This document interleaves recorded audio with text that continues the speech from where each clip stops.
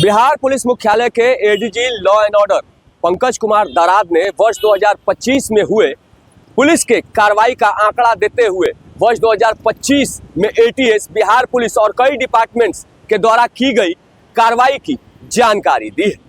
आज पुलिस मुख्यालय की ओर से मुझे निर्देशित किया गया है कि अपने जो मेरे प्रभाग है उससे संबंधित जो उल्लेखनीय बातें पिछले एक साल में हुई उससे संबंध में आपको ब्रीफ करूं। सबसे पहले विधि व्यवस्था जो प्रभाग है उससे संबंध में एक धारा है 107 बीएनएसएस का, जिसमें अपराधियों की संपत्ति को जब्त किया जाता है। ये इस प्रक्रिया में 1421 अपराधियों को पूरे राज्य स्तर पर चिन्हित किया गया था विभिन्न थाना आदि के द्वारा। उसमें 407 व्यक्तियों के विरुद्ध प्रस्ताव भी माननीय न्यायालय में भेजे गए और उनमें जो प्रस्ताव भेजे गए उसमें 80 अपराधियों के विरुद्ध संपत्ति जब्ती की जो कार्रवाई है वो प्रक्रियाधीन है और 3 अपराधी के विरुद्ध संपत्ति जब्ती के आदेश भी न्यायालय से पारित हुए। इस साल में हम लोगों का ये बड़ा महत्वपूर्ण विषय है और जिस पे हम लोगों को और कार्रवाई करने की आवश्यकता है, तो इसमें हम लोग अगले वर्ष में और माकूल तरीके से इसमें हम लोग कार्रवाई करेंगे। बीएनएस की धारा 125 और 135 जो है वो निरोधात्मक कार्रवाइयों से संबंधित है। आमतौर विशेष तौर पर जो उपद्रवी होते हैं या शांति को भंग करते हैं उनके खिलाफ कार्रवाइयों का एक डिटेल्स इसमें है। और 126 जो धारा है उसके तहत पूरे एक साल में पिछले वर्ष 2025 में करीब 12,59,000 लोगों को के विरुद्ध 126 धारा के तहत कार्रवाई की गई, निरोधात्मक कार्रवाई। और उसमें विशेष तौर पे 135 धारा जो है जिसमें बॉन्ड डाउन की प्रक्रिया किया जाता है। तो बीएनएसएस के 135 के तहत बंद पत्र की कार्रवाई 3,63,927 अपराधियों के विरुद्ध की गई। सीसीए की धारा 3 के तहत, इसके तहत जो अपराधी हैं उनका थाना बदर या जिला बदर किया जाता है और इस प्रक्रिया में 6,377 व्यक्तियों के विरुद्ध जिलाधिकारी को प्रस्ताव भेजा गया, जिसमें 4,287 व्यक्तियों के विरुद्ध आदेश पारित हुआ। ज्यादातर थाना बदर का है और कुछ जिला बदर के। सीसीए की धारा 12(1) के तहत, इसके तहत जो अपराधी जेल में है और अगर वो जेल से बाहर निकलें तो विधि व्यवस्था को प्रभावित हो सकता है, तो ऐसे लोगों के विरुद्ध निरोधादेश के लिए कार्रवाई की जाती है।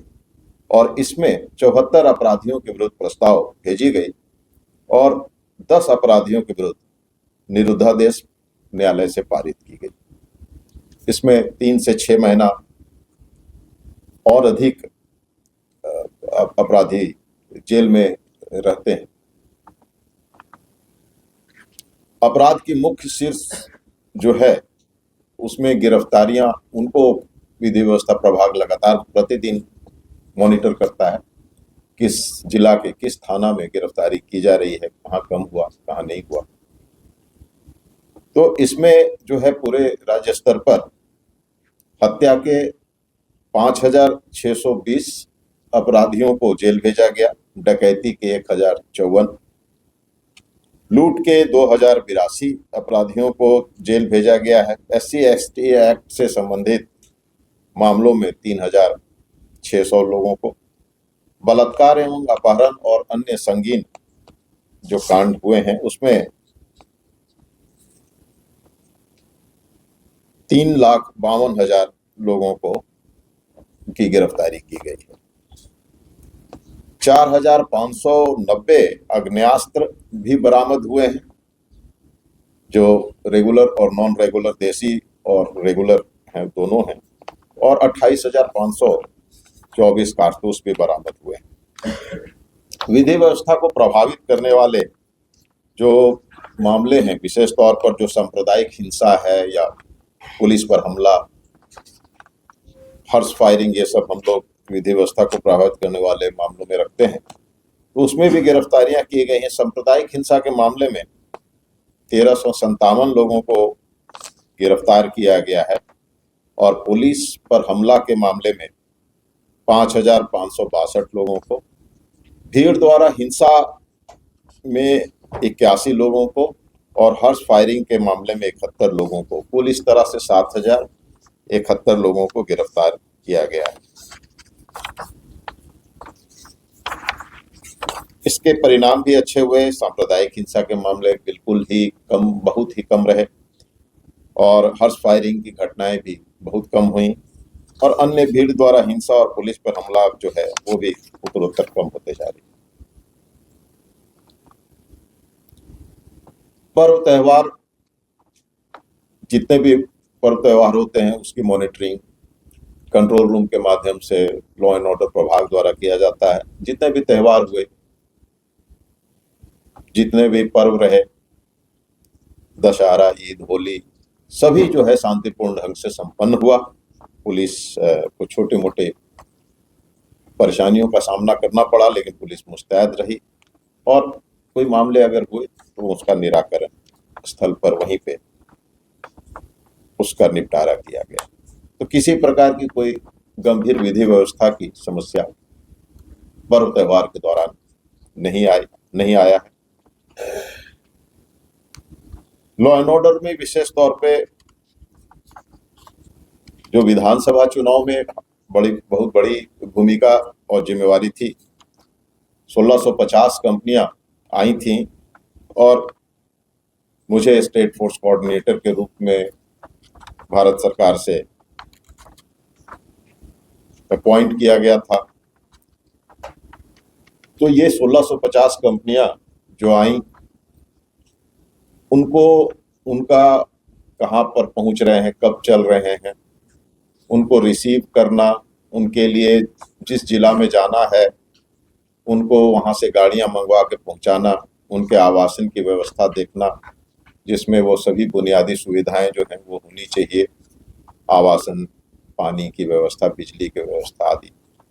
तो ये सब प्रक्रिया जो था एक काफ़ी चुनौतीपूर्ण काम था और लॉ एंड ऑर्डर यूनिट ने बड़ा इसका बहुत अच्छे ढंग से अपनी भूमिका को निभाया और 1650 कंपनियों का डिप्लॉयमेंट भी बहुत अच्छे ढंग से किया और हर एक जगह शांति के साथ चुनाव कार्य जो है संपन्न हुआ। इसके साथ साथ एटीएस पब्लिक आउटरीच प्रोग्राम चला रहा है, जिसका उद्देश्य है कि युवाओं को सकारात्मक दिशा में मार्गदर्शन प्रदान करना और सामाजिक सद्भाव और राष्ट्र प्रेम की भावनाओं को उनमें मजबूती से लाना, उनको राष्ट्र प्रेम और सद्भावना की भावना को उनमें सुदृढ़ करना। विशेष निगरानी इकाई जो है उसमें जो ट्रैप की कार्रवाई की जाती है, जो व्यक्ति किसी काम के लिए अगर उससे धनराशि की मांग की जाती है, घूस की मांग की जाती है, तो उसकी सूचना उसकी सूचना एसबीओ को मिलती है, तो ये ट्रैप की कार्रवाई करते हैं। और साथ साथ डिस्प्रोपोर्शनेट एसेट के मामले अगर आते हैं, कोई सरकारी मुलाजिम जो है वो उसको तनख्वाह मिलता है और उससे अधिक धनोपार्जन गलत तरीके से उसके द्वारा किया जाता है, तो उन पे भी कार्रवाई किया जाता है, जिसको हम लोग डिस्प्रोपोर्शनेट एसेट के तहत कार्रवाई करते हैं। इसके अलावा भी जो prevention of corruption act, PCA act है, उसके में अगर किसी भी ढंग से, जैसे इलीगल ग्रेटिफिकेशन एक्सेप्ट करना, कोई भी गलत तरीके से पैसा आदि प्राप्त करना, सरकारी मुलाजिम वो सब तो वो पीसी एक्ट के। तो ये सभी कार्रवाइयां की जाती हैं 3 तरह की मुख्य रूप से। एटीएस ने इस साल एसपीओ ने इस साल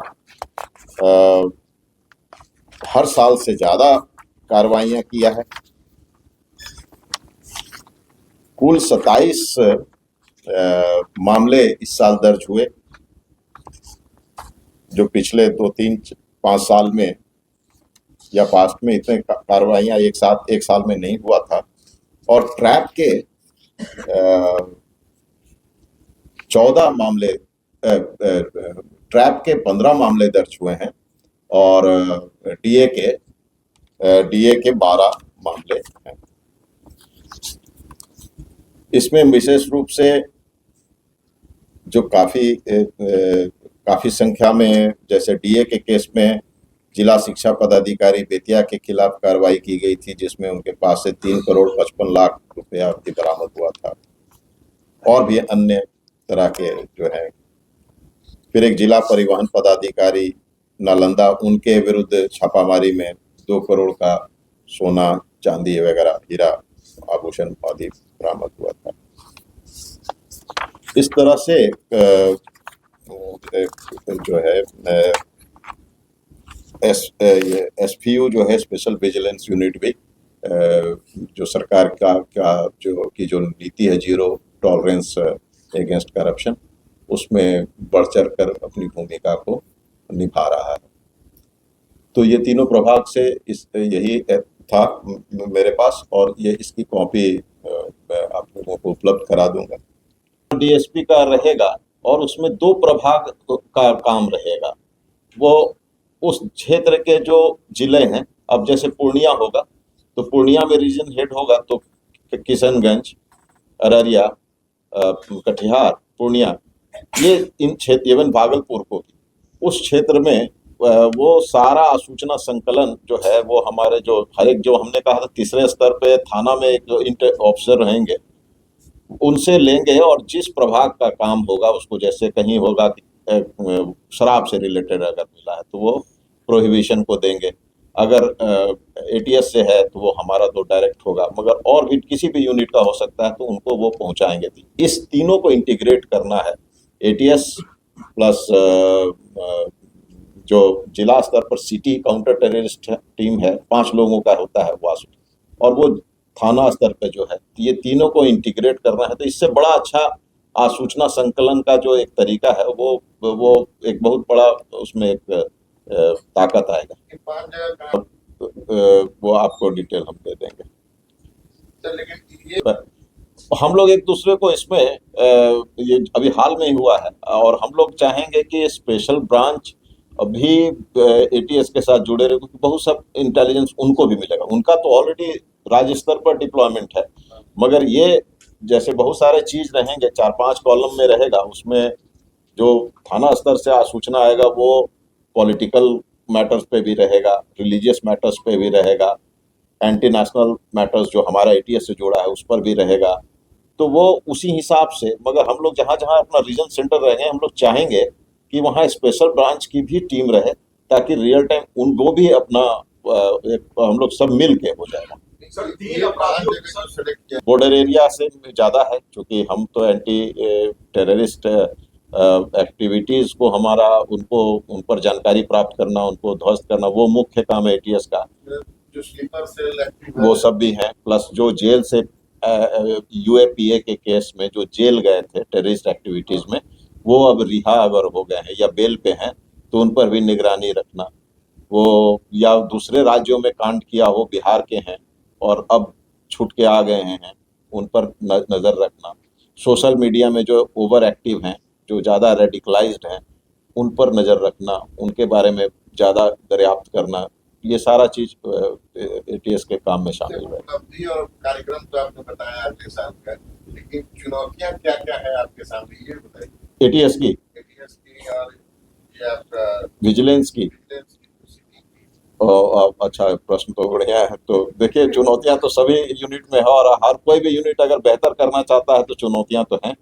और चुनौतियां अगर हम लोग बात करें विजिलेंस का, तो विजिलेंस में हमारे पहला तो हमको मैन पावर बढ़ाना है। स्पेशल विजिलेंस यूनिट जो है वो कम है, वहाँ सिर्फ 10 पद है डीएसपी का, उसमें 8 लोग होते हैं और उसके साथ सपोर्ट में और 10 लोग हैं, तो कोई 20 आदमी का एक टीम है, सिर्फ 20 आदमी का है। इसीलिए आप जब इसके उस तुलना में जब आप इसका आउटपुट देखेंगे इस साल का, तो आपको लगेगा बहुत अच्छा काम इन लोगों ने किया है, क्योंकि सिर्फ 20 आदमी है। दूसरे और विभाग में 300-300 आदमी होते हैं, यहाँ सिर्फ 20 आदमी की टीम है और इन लोगों ने बहुत मेहनत करके अच्छा काम किया है। तो इसको बढ़ाना है, इसका एक प्रस्ताव हम लोग बनाएंगे ताकि ये भी और सरकार का जो संकल्प है उसको और मजबूती से लागू करने में हम लोग अच्छी भूमिका निभा पाए। तो उस पर कार्रवाई अनुसंधान प्रारंभ है। हाँ, अनुसंधान प्रारंभ। वो तो जैसे जैसे आएगा और वो सब लोगों को पर कार्रवाई होगा। साफ तौर से इस दौरान एडीजी ने बताया है कि इस वर्ष कुल 1400 लोगों के संपत्तियों को जब्त करने की अनुशंसा की गई, जिसमें से 700 लोगों के संपत्ति जब्त करने की प्रक्रिया शुरू कर दी गई। नीरज त्रिपाठी, न्यूज़ 24।